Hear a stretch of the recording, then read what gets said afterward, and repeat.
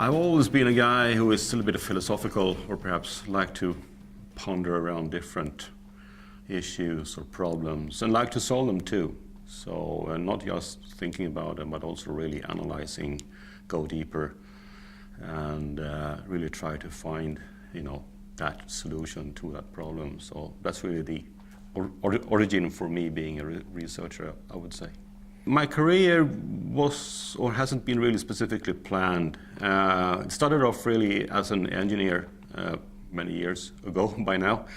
But as I came to know telecommunications, protocols, all sort of various different technologies,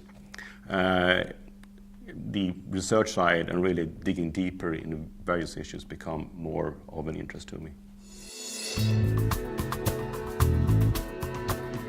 I would definitely say there are many advantages of being a mobile researcher, because you do move to new places, you do learn new people, and you get new angles on problems. You see things from a new perspective, and that is ever so encouraging for your own research and gives you a much better platform to actually conduct more quality research.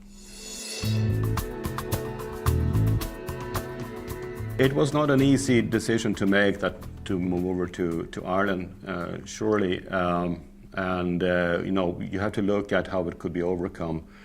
So I go back, I'm home in Sweden for 10 days every month to meet up with my family and other friends. It can also be a bit costly, definitely, to actually be mobile, and a little bit of being kind of a foreigner wherever you are, but actually I see myself a little bit as a world citizen, so not a big issue. I would say modern technology helps out, like Skype. You kind of have a much better dialogue with your family over Skype than just a regular phone. And also social media, whatever you can use, Facebook or other things, also gives another ability to stay in touch with your family and with friends. And I think this will just improve over the years. So I think mobile researchers, they have a future, really, and it will just get better.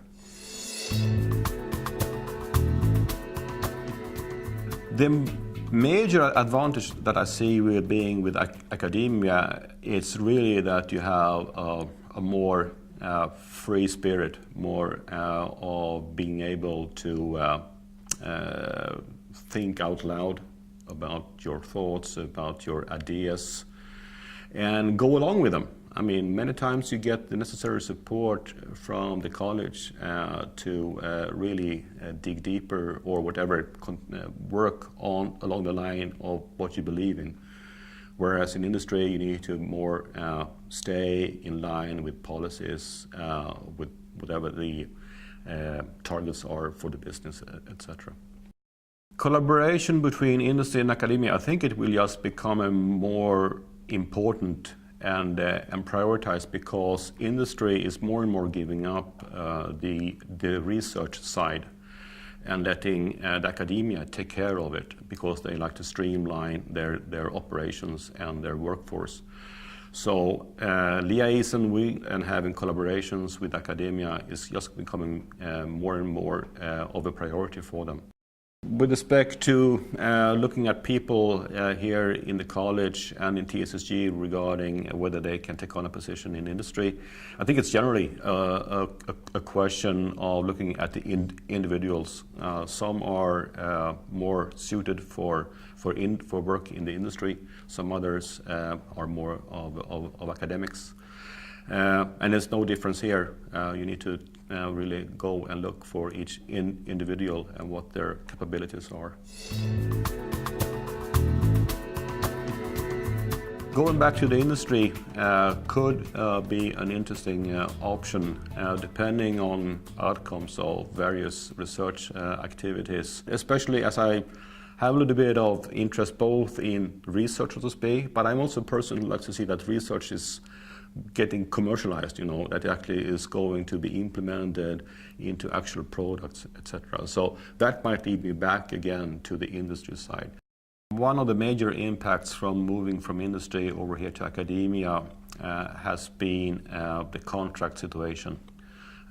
So instead of being on an indefinite contract that I was with Ericsson, now I am on a contract that is subject to further funding after this year. And that definitely is a risk, both for myself and of course also in a wider context for my family.